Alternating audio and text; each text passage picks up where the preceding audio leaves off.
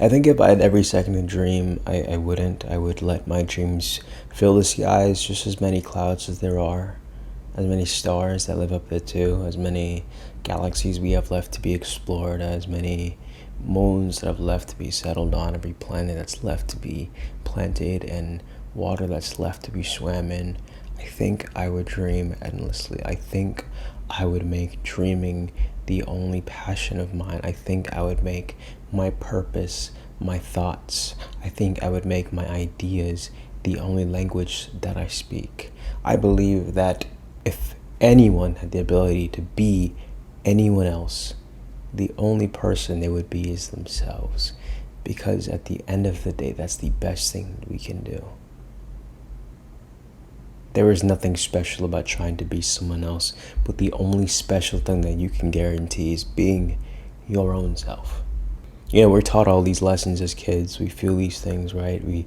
All we know are the thoughts that we can imagine, the possibilities that we are yet to ensue, the little adventures that we're yet to take on, fail, and maybe become victorious from. We don't know failure yet. We don't know loss yet. We don't know what it means to feel guilty. We don't know what it means to feel regret. We are unburdened by ourselves. That is something we discover later on when we are told who we're supposed to be. If the answer to your life laid in front of you, would you dive for it?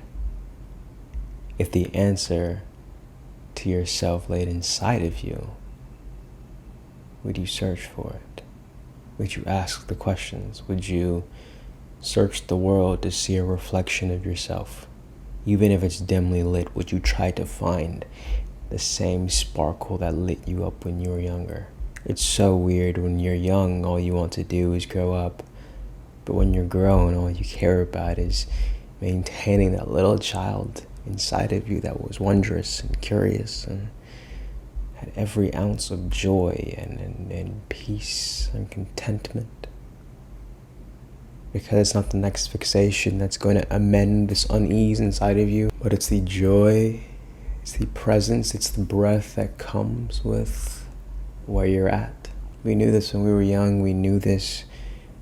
We used to let ourselves be imaginative, and we've let those parts of ourselves go, and here we are, lost, trying so many different jobs, so many different vocations, like they're hats in a closet, trying to figure out which one fits, when in actuality it was the first one that you tried that fit. It was always that one. You're just giving it the room to breathe again. You're taking off the chains that you tied to it because it was too loud. It was too obstructive. It was too unbridled, unconditioned, unaware of the real textures of the world. But there is weirdly enough a beauty in not knowing, because you get to discover it all again. You get to feel your hands differently. You get to touch the world and understand the difference between me and you and grass and air and water and the birds that fly way higher than we ever thought we could jump, higher than any tree we tried to climb when we were younger.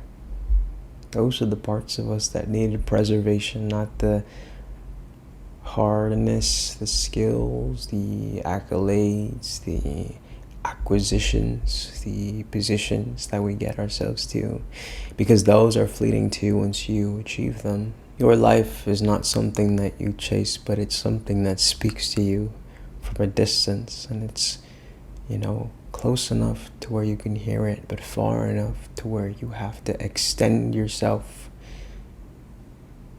to get near it. And we run to it because we long to be needed. We long to feel called, to feel like we are the answer to something. That your presence has a purpose, that your belonging has a reason, that you have evidence for the need of your existence. And that is the call that we will chase for eternity. It doesn't require a lecture. It doesn't require some kind of discourse.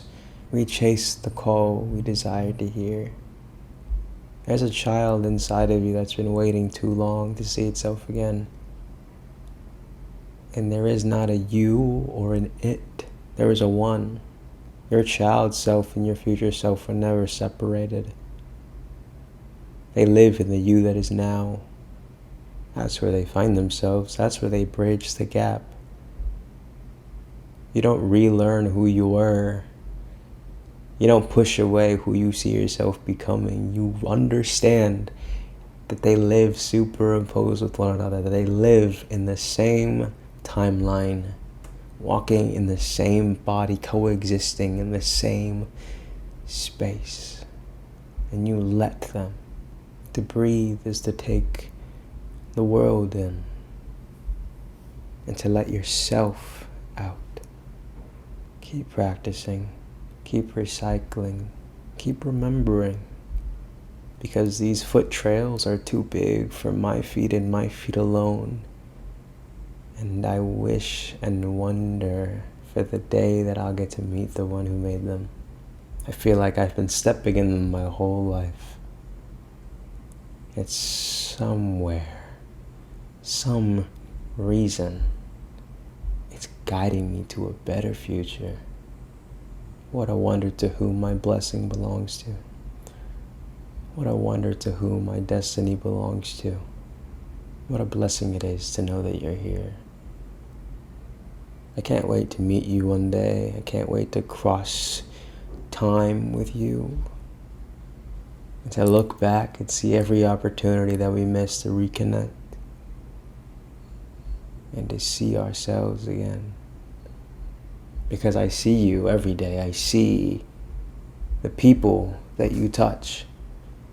That you have left reminiscences of your heart, of your mind, of the way you think, of the way you love, the way you appreciate the world around you, of the way you see yourself. I see it in the people out there in the world. There are reminiscences of you in everyone that I meet. And in the way they smile, in the way they are saddened by very painful things.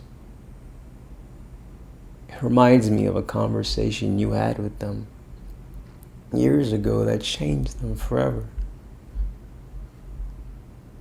They talk to their friends and their family the same way they talk to you and retell your stories. You were made for this time. You were made for here. You were made. You have a path to follow that was made strictly and specifically for you. And what a blessing it is to follow it. What a blessing it is to be here.